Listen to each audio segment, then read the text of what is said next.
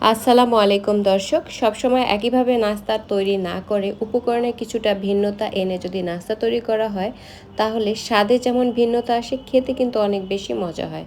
আজকে ডাল পুই বড়ার একটা রেসিপি শেয়ার করব। আমি একটু ভিন্নভাবে এটা তৈরি করেছি আর এই নাস্তাটা এত মজা হয়।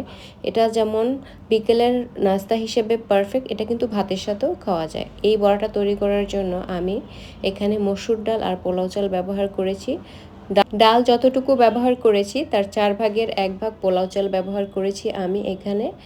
তারপরে এগুলোকে ভালো করে ধুয়ে আমি প্রায় 5 থেকে 6 ঘন্টার মতো ভিজিয়ে রেখেছিলাম।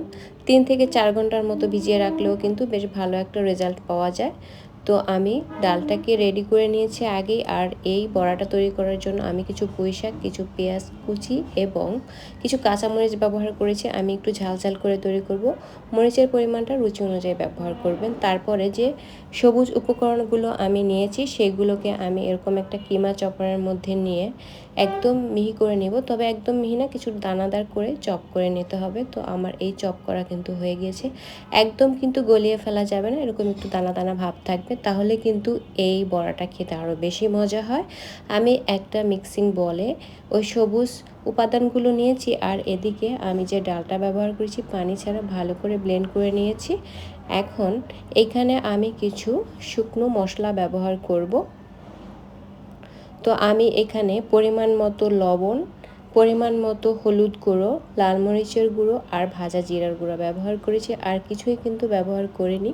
লাল মরিচের গুঁড়া কতটুকু নেবেন সেটা হচ্ছে আপনি বড়ার মধ্যে যে যেমন ঝাল খেতে ভালোবাসেন ওই অনুযায়ী কিন্তু ব্যবহার করতে হবে। সবগুলো উপকরণ একসাথে ভালো করে মিক্স করে নেব, তাহলেই কিন্তু বড়া তৈরি করার জন্য আমার এই উপকরণটা একদম পারফেক্টলি রেডি হয়ে যাবে। তো আমার এই উপকরণটা কিন্তু খুব সুন্দর করে তৈরি করা হয়ে গেছে, দেখুন কেমন হয়েছে। এখন আমি যেই প্যানে এই বড়াগুলোকে ভেজে নিব সেই প্যানের ভেতরে প্রথমে সয়াবিন তেল দিব। তবে ডুবো তেলে কিন্তু এই বড়াগুলো ভাজা, অল্প তেলে ক্রিস্পি করে এই বড়াগুলোকে ভেজে নিতে হবে। আর হ্যাঁ, এই বড়াগুলো ভাজার পূর্বে অবশ্যই কিন্তু তেলটাকে ভালো করে গরম করে নিতে হবে। আর লো ফ্লেমে কিন্তু বড়াগুলো ভাজা যাবে না, মিডিয়াম ফ্লেমে রেখে তারপরে হচ্ছে তেলটা যখন বেশ ভালো করে গরম হয়ে যাবে তারপরে আমি হাত দিয়ে যেভাবে এই বড়াগুলোকে প্যানের মধ্যে ছড়িয়ে দিয়েছি এইভাবে দিতে হবে। আর অবশ্যই সাবধানে দিতে হবে, কারণ যেহেতু তেলটা অনেক গরম, হাতে যাতে না লেগে যায় সেই বিষয়টা কিন্তু অবশ্যই লক্ষ্য রাখতে হবে। তো আমি একটু বড় করে, একটু চ্যাপ্টা করে আজকের এই বড়াগুলোকে তৈরি করছি। আপনারা চাইলে কিন্তু ছোট ছোট করে তৈরি করে নিতে পারেন। আর যেহেতু বড় করে তৈরি করেছি তাই এটাকে কিন্তু উল্টানোর সময় একটু সাবধানে উল্টাতে হবে। আমি এরকম একটা কিচেন স্টাফস ব্যবহার করেছি আর এটা দিয়ে খুব সুন্দর করে কিন্তু উল্টিয়ে নেওয়া যায়। আর উল্টানোর কাজটা কিন্তু অবশ্যই সাবধানে করতে হবে, যেহেতু এই বড়াগুলো একটু বড় করে তৈরি করা তাই ভেঙে যাওয়ার সম্ভাবনা থাকে।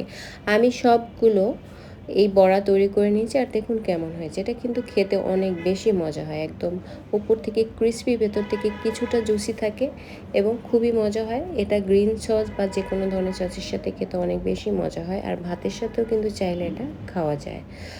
এই বড়াটা বা এই নাস্তাটা বা এই পুঁই ডাল বড়াটা যদি বাচ্চারা খায় তাহলে কিন্তু ঝালের পরিমাণটা অবশ্যই একটু কমিয়ে ব্যবহার করতে হবে।